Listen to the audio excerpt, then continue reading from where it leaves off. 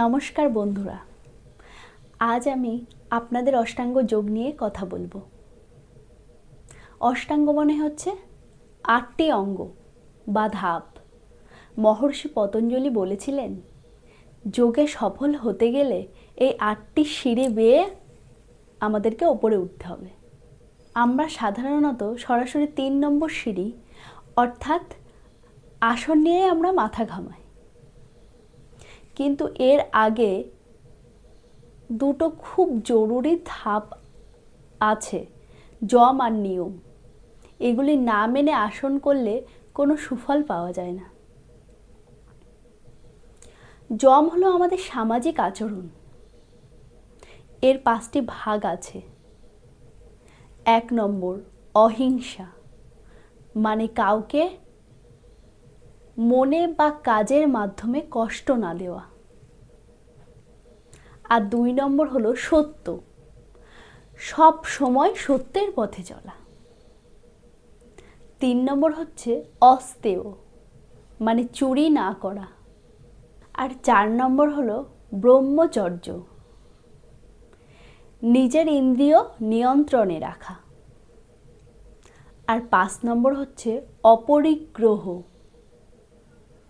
মানে প্রয়োজনের অতিরিক্ত জিনিস জমা না করা।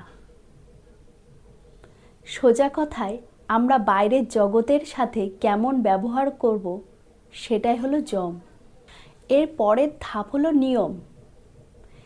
এটা হলো আমাদের নিজেদের প্রতি কর্তব্য। এরও 5টি ভাগ আছে। 1 নম্বর শৌচ, মানে শরীর আর মন পরিষ্কার রাখা। আর 2 নম্বর হচ্ছে সন্তোষ, যা আছে তা নিয়েই খুশি থাকা। 3 হচ্ছে তপস্যা, কঠোর পরিশ্রম ও ধৈর্য। আর 4 নম্বর হলো স্বাধ্যায়, ভালো বই পড়া এবং নিজেকে জানা। আর 5 নম্বর হচ্ছে ঈশ্বর প্রণিধান, সেই পরম শক্তির ওপর বিশ্বাস রাখা। ভাবুন তো, মনটা যদি শান্ত না থাকে, ভেতরে যদি রাগ বা লোভ থাকে, তবে শুধু শরীর বাঁকিয়ে কি লাভ হবে? কোনো লাভ হবে কি? হবে না। তাই যোগ শুরু হয় আমাদের চরিত্র গঠন দিয়ে। এই যম আর নিয়ম হলো যোগের মজবুত ভিত।